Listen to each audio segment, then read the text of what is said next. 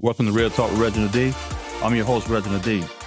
In today's episode, I'm going to talk about being a product of your choices. Let's talk about this. I need to remind you of a truth that holds power to transform your life. You are a product of your choices.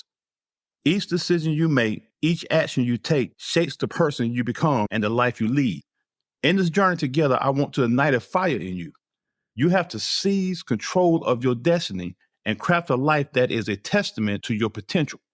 Let me be real with you. Making choices isn't always easy. Sometimes it's frightening and uncomfortable, but it's necessary. In life, you got to make choices. You can't run from it. Choices are staring you in your face every day. You as a human being is nothing but a choice every day. You can wake up each morning and choose if you're going to win or lose that day.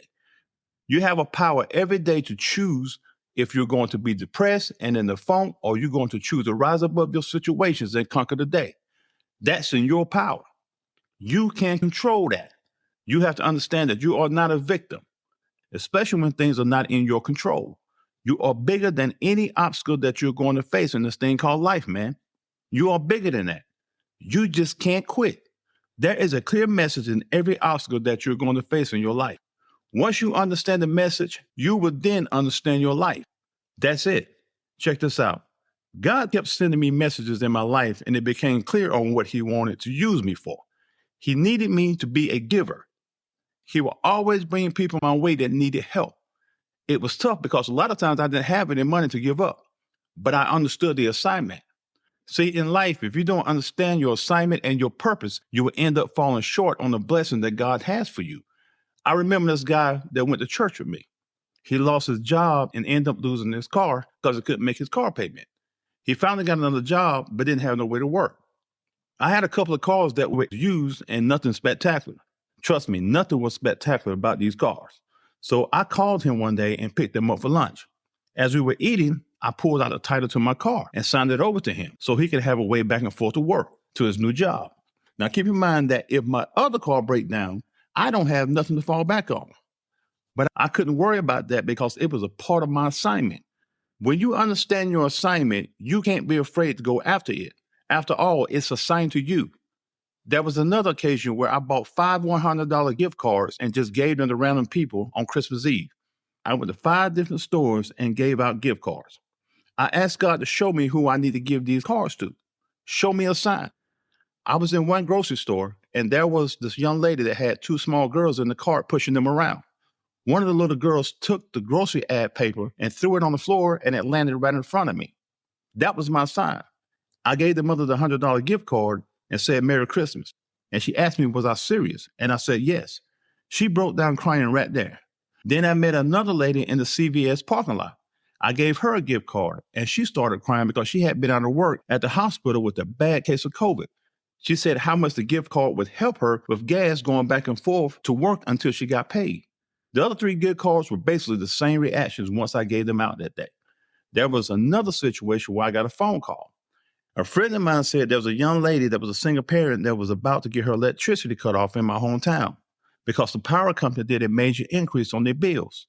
So I asked for the young lady's number instead of trying to find her help in my hometown.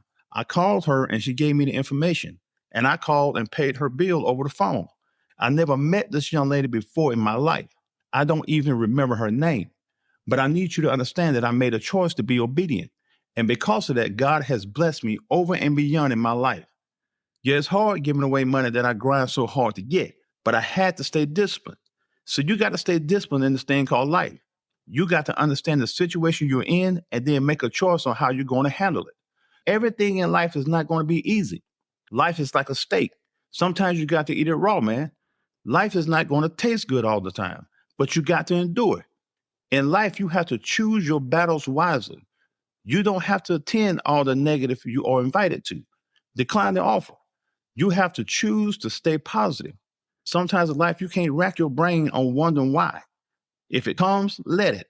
If it goes, let it. There is too much inside of you to worry about what was meant to be.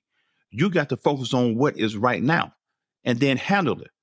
Expecting things to change without putting in the effort is like waiting for a ship at the airport.